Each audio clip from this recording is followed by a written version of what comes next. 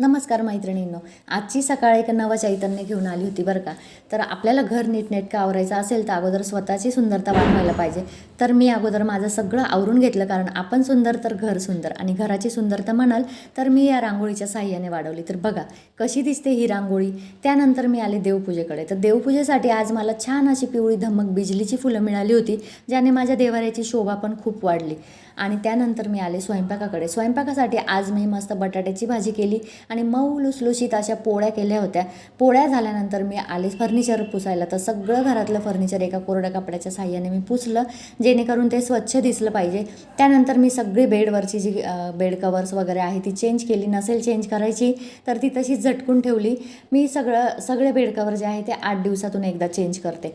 त्यानंतर सगळी धूळ झटकल्यानंतर खाली केवढी धूळ पडते ना, त्यामुळे मी सगळं घर असं स्वच्छ झाडून घेतलं. आणि बघा आता आपलं घर किती सुंदर दिसतं ना.